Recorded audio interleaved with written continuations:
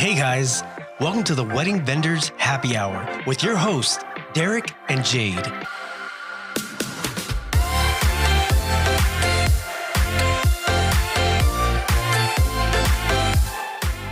What's up, guys? Thanks for tuning in and welcome to episode number 9 of the Wedding Vendors Happy Hour. Again, my name is Derek with DP Films Productions. My name is Jade with Just As Promised Events. Today we have a very special guest for you. We are super excited to chat with Vanessa Joy, a top New Jersey and New York City luxury wedding photographer. She has over 18 years of experience in photography and has been featured on Style Me Pretty, Junebug Weddings, Rustic Wedding Chic, and much more. That's right. She's also educated wedding vendors worldwide, as well as providing great tips and advice through her YouTube channel, AdoramaTV, and much more. This is going to be an amazing episode as we chat a little bit about her business, photography, and get her thoughts on COVID-19. So grab a drink, take a seat, and let's get to it.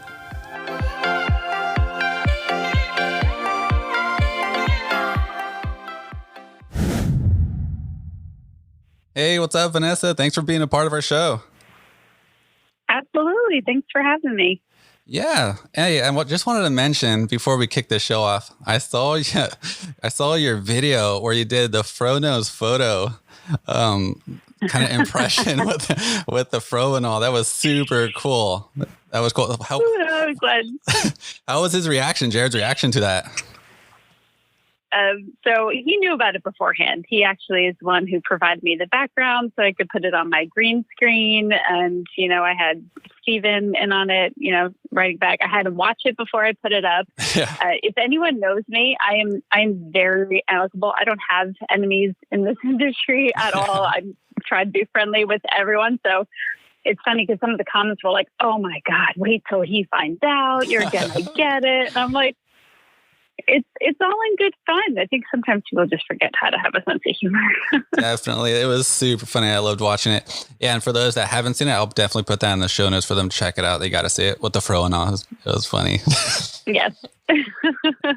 And then also, since this episode is really going to be about the COVID-19, I got to ask, how's your quarantine life? Like, what have you been doing? It's funny.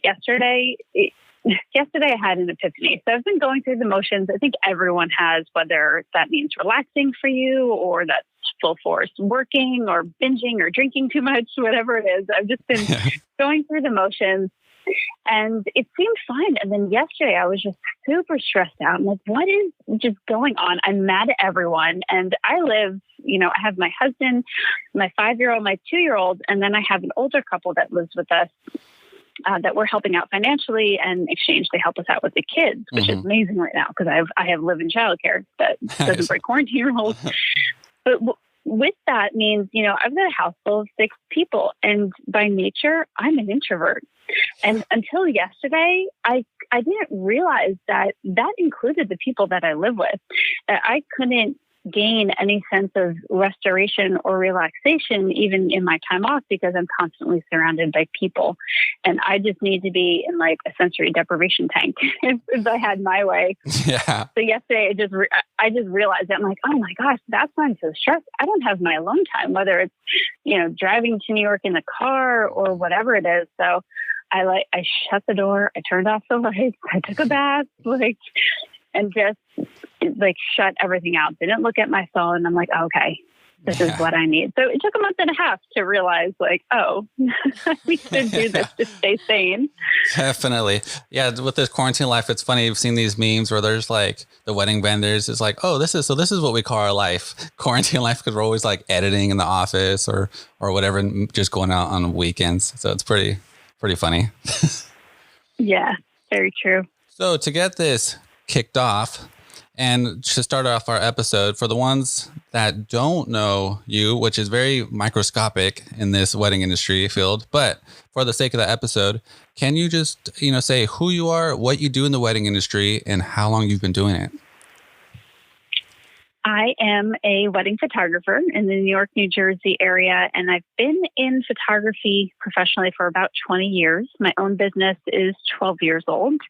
And for the past decade, I've been speaking all around the world, educating people in and outside the wedding industry and in and outside of photography And most recently, my big accomplishment is becoming a Canon Explorer of Light, which is like a 15-year dream of mine. So, That's so I'm in a cool. pretty good spot as far as the titles go.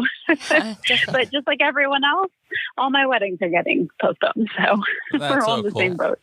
I got to ask, so with the rise on mirrorless cameras, are you thinking about going to the new Canons? Was it the RA? Well, the R5 that, was announced and leaked information here and there. I mean, it sounds amazing. Right now, I have the Canon 1DX Mark III and the R5. And I shoot both of them for various reasons. I don't use the R5 on weddings, but I adore it for basically anything else besides the wedding. The R5, it sounds like it's going to be nice for weddings. I love my DSLR. I don't want to get rid of it, but I can see myself potentially even shooting with two bodies on a wedding. I'm not totally sure, but everyone says it's, the weight and all of that, and that's great. But the RF lenses are so heavy and they're amazing, but it negates any weight, that the mirrorless camera takes off. So it's kind of, it's about what tech you want to have, what's going to benefit you the most, and what you're going to be comfortable shooting with. Definitely. Awesome. So today, like as you mentioned, we want to chat a little bit more about COVID-19, but first we want to hear a little bit more about you and your business. I mean, every vendor has a different story and how they got started in the wedding industry. So I'm curious, how did you get started as a wedding photographer? Well, my mom was a photographer. She did portraits and some weddings. I don't actually remember her doing any weddings, so that may have been before my time, but I do remember her doing portraits. I used to help her, set up in the studio. I knew how to connect strobes at a young age. I didn't actually know what they did. I just knew kind of how to do it. But naturally, that meant I absolutely hated photography because I was a very rebellious girl at heart. And, I didn't like it. But when I ended up going to high school my sophomore year, and I was picking my electives, my mother was sitting next to me. So while I was very rebellious, I'm also a people pleaser. So as my guidance counselor is going through the options of what to pick for an elective, he says photography. And I guess I was in a mood to just appease my mom at the time. So I'm like, yeah, I guess I'll take photography. And I just fell in love with it. It was a black and white darkroom class. I learned on film. You could not drag me out of that darkroom. You really couldn't. And I absolutely loved it. And long story short, I thought I couldn't be a photographer for real. Like it wasn't a real job because my only examples were my mother and my high school photography teacher, whose real job was a teacher, but on the weekends he did weddings. So I became a teacher. I became a Spanish teacher and then did weddings on the weekends until my wedding business just got too big. I had to leave teaching in the middle of the year, which made a lot of people really mad at me, but I had to do it. Yeah. That's so cool. So every September, I do a little dance every September when I don't have to go back to school. Yeah. Nice. No kidding. That's so cool. I didn't know that your mom was actually a photographer. Was she a wedding photographer, you said? Wedding and portraits, yep. That's so cool. So when you started your business, so that was when you wanted to when did you get in there full time? And when did you have that pivotal moment knowing yes, I could do this full time. I'm done. Here I go.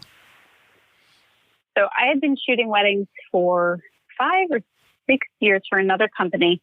I started my own business the same time that I started teaching, the same exact year. And I got about 2.5 years into teaching when I just got overwhelmed and my wedding calendar filled up. I think I had maybe 19 weddings in the year that was coming. And I realized I'd have to take off a lot of Fridays and it just wasn't working anymore. And I, was doing the finances and leveling it all out. And my husband does wedding video. So he was already running his business at home. And I was definitely getting jealous of, him still asleep while I was going to school in the morning. Yeah. But so about 2.5 years after I started my business is when I left my full-time job. That's so cool. That's awesome that you're able to make that leap. So when it comes to wedding, everyone knows, your amazing photography. When did you how would you describe your wedding editing style? Well, my style has definitely grown. And if you want, because I've never deleted a blog post, you can go back on my blog and take a look. Feel free to laugh. I know I do, but it's definitely evolved. Right now, I don't like putting vocabulary words to it because, I say photojournalism, it means something to me, something to you, and definitely something different to my client. Yeah. So I tend to go for very clean. I don't particularly like editing. So any editing that I'm going to do, I'm just editing for like clarity, color, not to actually alter the image too much. So hopefully it's somewhat timeless, but I love color. I love vibrance. I love bright and not light and airy, I wouldn't say, but like just that bright, strong pop, whether it's color or black and white or anything else. Definitely. I would definitely say that your styles like that, exactly like you said, timeless pop color. It definitely sticks out to it definitely sticks out to the wedding standard, I guess you could say. So speaking of wedding styles and editing, what tips and advice do you have for wedding photographers that are trying to hone on to a style and maybe is like afraid to maybe do a moody edge or, a lighter edge based off maybe like a wedding couple not wanting to book them? What kind of advice would you have for them? My advice would be to stick to your style, and your style is your style. Unless you're a commercial photographer, your clients are hiring you for the style that you portray. And if you don't stick to it, it gets very difficult. The last thing I want, and I've turned clients away for this, a client will be like, I want this type of look. I'm like, that's great. Why aren't you going to them? That's not what I do. Yeah, definitely. Because the last thing I want is to put notes on every single wedding and be like, okay, this one's going to be dark and moody and this one's going to be light and airy. It's not going to work. It's much easier to create a consistent style that you end up being known for and then sought after. And it's hard to figure it out. I actually just came out with a set of presets and production tools, mostly production tools and like brushes and gradients and stuff in Lightroom. But if you don't know where to start, you could start with presets and just kind of figure out like what you like. But ultimately, it has to come more from how you're taking the photo versus how you're editing the photo. Because presets, they're nice. They could be a starting point, but they look different on every photo. There's no way to make it the same. It's all about how you shoot. Yeah, definitely. I agree. And yeah, I've had those couples where they say like, hey, I like your videos or whatever, but can you try it this way? I'm like, whoa, it's like, it can be a little insulting at times, I think. Yes, like, yes, it can. Yeah, like, wow, like, that sucks. So, you're known for like giving out great information on social media and your blogs and all that. But if you had to pick three, what would you say your three most helpful tips for wedding photographers? One would be to not market yourself much until you have your workflow and customer experience down pat. Because what a lot of people end up doing is, how do I get clients? How do I get couples, get them through my door? And they're all concentrating on marketing, but they didn't concentrate on a good experience. So essentially they just ended up paying, time or money for all this marketing to have couples come in their door and then leave a bad review. So I always say you want to work on your workflow, client experience first.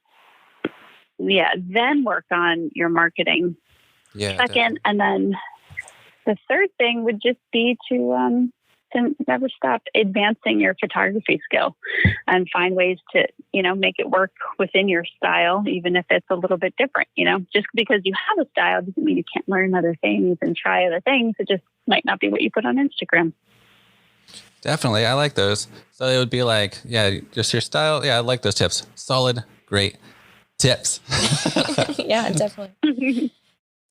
So we know you've done countless of weddings, and it'd be awesome to hear about your most memorable wedding story. Is there a wedding that comes to mind? You know what? I just made a YouTube video about this that it's going to come out. One of the most memorable stories that is, it's usually not a good one because the bad ones tend to stick out. You know what? I won't tell that story, but I'll tell people to go to my YouTube and subscribe. That one's coming out soon. But the second one that I haven't really talked about was I was at a country club And the maitre d' was just being a typical jerk maitre d'. He was really quite awful. Didn't want us to have not even one bag in the reception hall, but wanted to have it around the corner in another room where obviously it can be easily stolen. And not accessible. Like every time I need something for my camera bag, I have to take a 10-minute walk. It's just unrealistic. So he was awful, and he's just yelling and blah, blah, blah. And, the mother of the bride comes over like, what is going on? And in the midst of him yelling about my bag on the floor, he mentions, and you're supposed to be wearing all black. And I wasn't wearing black. I'm like, excuse me, but I don't work for you. Yeah. Did you tell all these guests what they were supposed to wear when they got up this morning? So it ended up being like a whole huge embarrassing thing.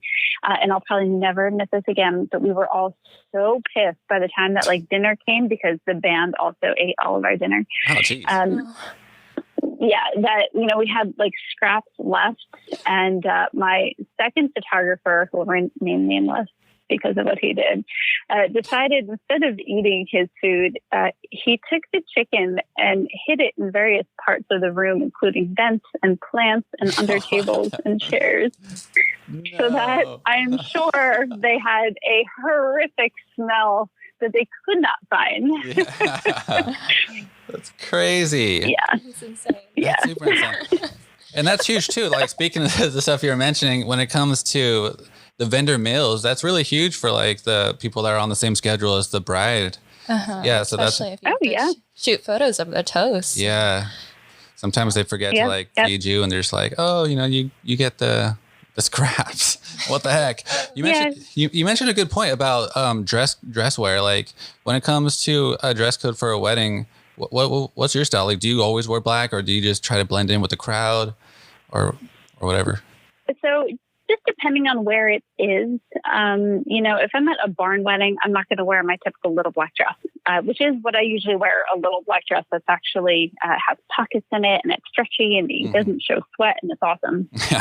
But if I'm going to be at a barn wedding, I'll probably put on black pants and some kind of blouse that's dark, so I blend, but also so I don't look like I'm coming to a funeral.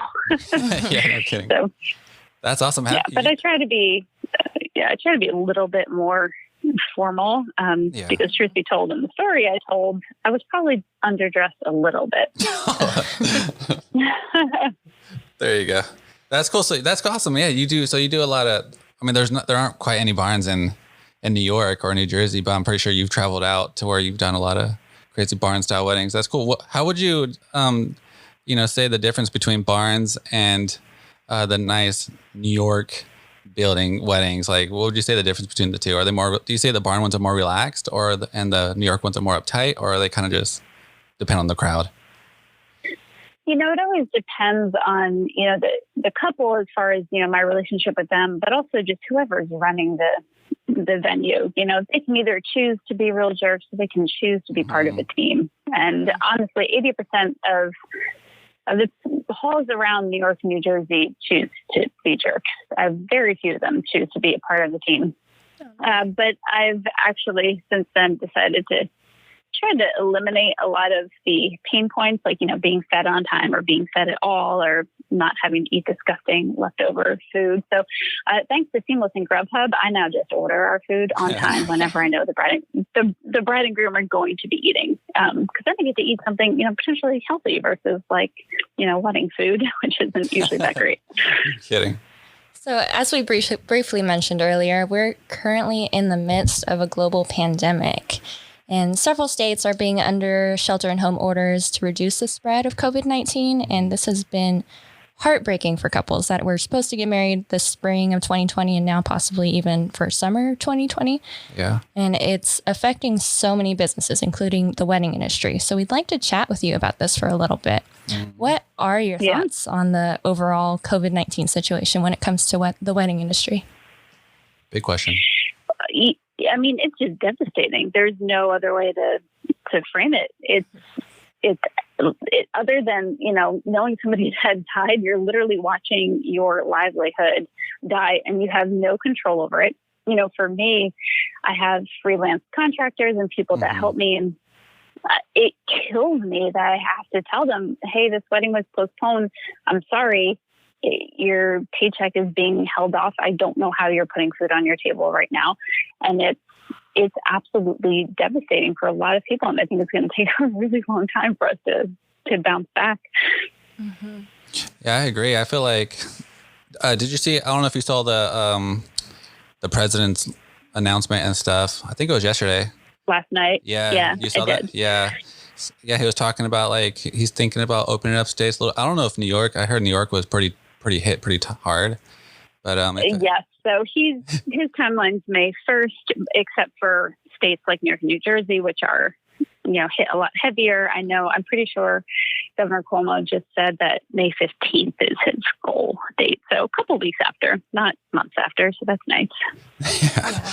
So like, what do you think, where do you think weddings will be like after this cools down? Because as he mentioned, Trump was mentioning that, he still wants it to be around like 50 people, I guess, max or whatever. Where do you think the weddings are going to be like when this is done? Do you think people are going to be scared to be by each other?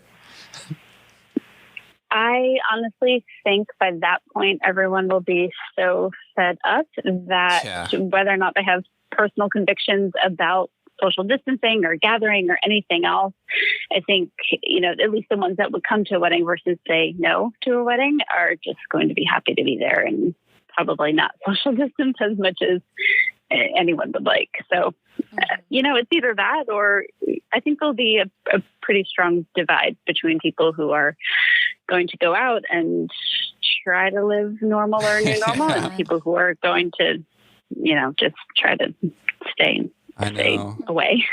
Right. It's crazy. I feel like this, our industry has been really, or like I don't know, what kind of industry would you say? The gathering, the wedding, I guess the wedding industry alone just got really hit the hardest out of like everything, wedding events and servers and things. Yeah, I feel like they got hit the hardest. So how are you going to be preparing for weddings when they do, when you are going back to them? Like, are you going to be having like a fanny pack on with like sanitizer on, gloves ready to go, a mask ready to go? Like, what are you preparing for? I honestly haven't even thought about that, to be honest. I'll probably not wear gloves because honestly, the most I touch is my own gear. Yeah. I probably won't wear a mask because I'm not even that close to anybody usually. Mm-hmm. I shoot with longer lenses in general. So aside from like bride's prep, I'm usually not that close to people. I'll probably refrain from, touching people to pose them, which I don't always do anyway. Usually I'm trying to get them to mirror me versus me manhandling them. But yeah, it's, I'll probably keep the hand sanitizer around though. Yeah, definitely. Do you have any tips on how to continue marketing to and communicating with future couples right now during all of this? It's hard. That's something that I'm struggling with at the moment. But what I've been doing is, I've been just coming up with new marketing plans and ideas. And for me, marketing's always been about experimenting. And I think this is no different. We just have to figure out what's going to work right now, reach the couples that actually are planning right now, which I do think are less than, a lot of them are holding on to their money at the moment, like most people.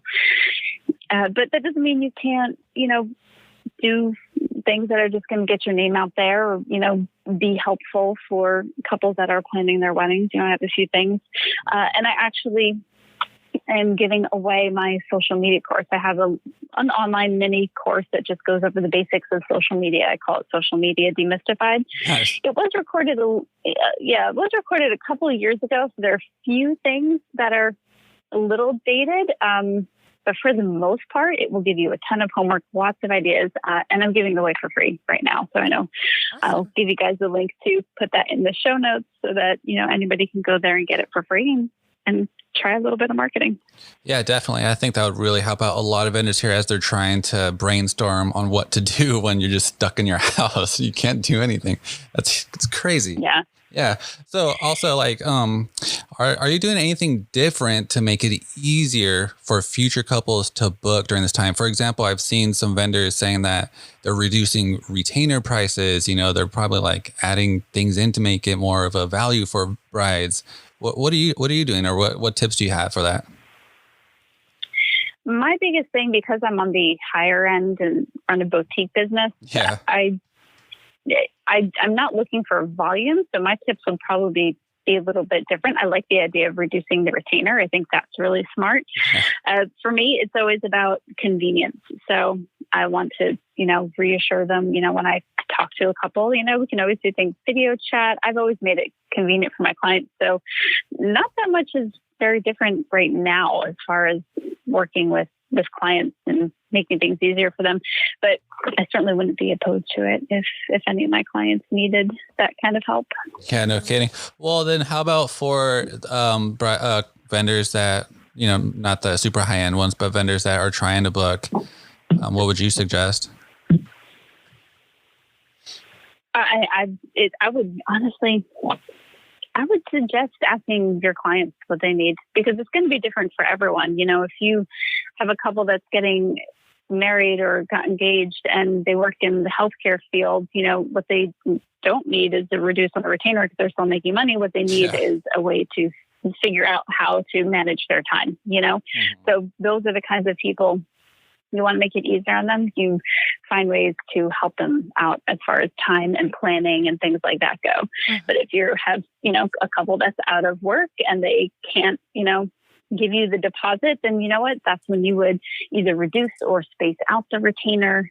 I would just start listening to your clients and asking them, because that's always going to give you the best solution. Yeah, I definitely agree. So that's a good tip that Vanessa said for the people that are listening. Get to know the client before you just throw away money, I guess you could say. Just get to know them. Yeah. That's huge. That's a good point. That's a really good point. So I was curious, do you have any ideas on any other creative ways that photographers can keep cash flow up right now during the season of weddings being postponed? I do. So an option that you have is, go through your backlog and find out who still needs, their album design, because you can do that virtually. You don't have to sit down, and potentially they have time to sit there and do an album with you. You may have to, maybe space out how they would end up paying you, because you probably can't print the album right away since a lot of print labs are closed at the moment. But it might get a little cash flow in. What I actually did this week is I emailed my clients a coupon code for their galleries for half off anything in their galleries, so that, they could order prints and, have a DIY at home project, because everyone's redecorating or trying to find things to do. So why not let photos be a part of that? People are still spending money on things to do to keep them sane. Yeah, so that's been working out, giving me a little bit of extra cash flow so far. That's super cool. What softwares are you using for that? I use SmugMug for my galleries, and Enview is the other gallery. And then I email, just from Gmail, which I probably should not have done because that's kind of not smart to do. That's cool. So I'm pretty sure you've heard of this. It's been like a big topic around the photographers. And so it's called the Front Door Project. Have you heard of that? I have, yes. I actually had somebody ask me about it. Like a client asked if I was doing it. Yeah. What's your take on that? What's your opinion? No right or wrong answer. just point that out. Well, my opinion on it varies. It varies for demographic reasons. If you're in a state where you don't have shelter in place, and there are not extreme cases, or maybe even any cases, there's some states that have like a case of it there. Then there's that to consider. There's also something to consider as far as, are you really, some people are charging for it, some people aren't, or some people are giving to charity. Yeah. But what's your ultimate goal? If you're a struggling photographer and you think this is the only way you're going to be able to feed your family, go do it. Mm-hmm. I'm not judging you for that, 100%. But if you're using it only as a marketing ploy, that's a marketing ploy that could be dangerous. Maybe not the wisest move in the entire world. So I think it comes down to the heart of it, and then also, where you are and what kind of laws are in place and safety, dangers and things like that. So I think it's on a case by case basis. And again, if you were in, New Jersey, where you stay at home, non-essential, business, but you don't know how you're going to feed your children tomorrow, do it because that's what that's what you have to do. Yeah, I agree. And yeah, I too feel like the rules on that, it's just weird. It's like, oh, you can't shoot this couple, on your 7200 or whatever, like far away, but go ahead and go in this grocery store with like 50 people. It's just super weird, So yeah. Well, what's essential, what's not, but if it's essential to feed your family, then it's essential to go do that. Exactly. So, and another big thing around which I've been hearing about wedding vendors is cancellations and like refunds with brides. So I've heard that. So what, like, I don't know if you've heard about it, but what advice do you have for, people handling couples that are canceling their wedding and asking for a full refund, including the retainer? Yeah, luckily I haven't had that happen yet, but I almost did. So I had a bride that had rescheduled her date, and it was on a date where I was already booked. So my option would be to say, okay, goodbye, I have your money, and that's what the contract says. Or my other option, what I've, been proposing or telling other people who have asked me the same question was, tell her, I'm sorry, I won't be able to be there on your actual wedding day, but I do have my associate team that can be there the day of. And then, of course, I will be with you, walking you through beforehand, helping you design and tell your story afterwards. Nothing else will change. The style of photography will be the same. It just won't be me personally. And that will cost you a little bit more money because you'll have to pay a primary shooter. Mm-hmm. In addition to, the second shooter that you would have already paid. But that's certainly a better solution than getting people angry, taking money you feel guilty about, making a client mad, whatever it is. And so that's what I've been doing, is just offering them steps so we don't even get to that point. Now, if people are just canceling, and I know some people are canceling weddings as opposed to postponing them, that is their choice. And if that's the choice that they are making, then there are consequences to their choices. I would probably caution everyone to, make empathy sandwiches out of everything, so empathize before, talk about whatever the actual situation is, and then empathize after. But, I was speaking to someone who, I believe she's a wedding planner in the South. And while this is a global pandemic, what happens to them is they have hurricanes. They have massive hurricanes that come through and cancel weddings or postpone weddings or things like that.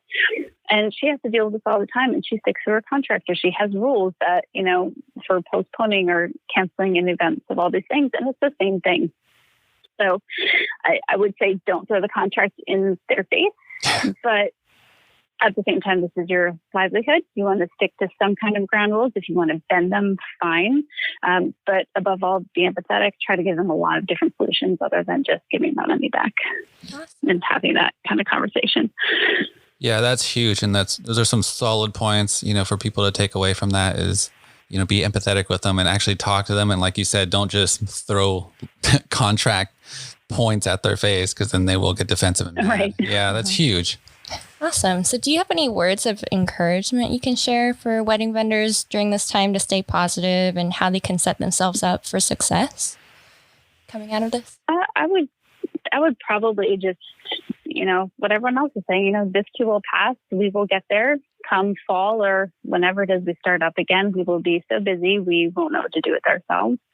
And just to prep for that, save wherever you can. Find money wherever you can. You might get a second job for Amazon or Costco or whatever businesses are booming right now because of this. Because there are jobs out there right now. And then, and stay close to the ones you love and pray and we'll get through this. Yeah, I definitely agree. We will all get through this. And I have heard a lot of vendors saying that, during the prayer, like maybe the end of the year, close to the end, we're all going to be just super slammed with weddings. We're not going to know what to do. It's going to be pretty crazy. Oh, yeah. There's a ton of, midweek weddings that are now happening Mondays and Tuesdays. And forget it. We'll be working weddings 5 days a week. Yeah, no kidding. Weekday weddings, whatever weddings. We've had a wedding that's actually postponed and they're in October. I was like, no, that's crazy. Pushing out that. I mean, I can understand. They're scared. And it wasn't because they wanted to. It was more because of travel with family. So that makes sense because a lot of people aren't going to want to travel. I just had my mid-November wedding postponed till next year. Jeez, that's crazy. But like you said, everyone just stay positive and we'll get through this, together. It's huge. So Vanessa, where I know people can just like Google you and you're just like everywhere, but but just to give out some, some links, where can people find you at? So I am most found on Instagram at Vanessa Joy and also YouTube, youtube.com/Vanessa Joy. I'm giving out content once or twice a week on there, a lot to do with the weddings, but also marketing and some funny videos if I feel like it, wedding stories and things like that. Those are the two places where you can find me most. Awesome. And again, thank you so much, Vanessa, for being a part of our show. Jade and I had a blast. So glad to be here. That was a great episode. Vanessa's amazing. It was super cool to hear more about her business and get her thoughts on COVID-19 when it comes to the wedding industry. Yeah, and also don't forget to check out her free social media course. It's super nice of her to offer this at a time where we all have extra time on our hands to put into our businesses, but not a whole lot of extra money. We're all in this together, so stay positive and do what you can to set yourself up for success because, as they say, this too shall pass. Yeah, hang in there, guys. As always, thanks again for tuning in to the Wedding Vendors Happy Hour. Till then, we'll catch you on episode number 10.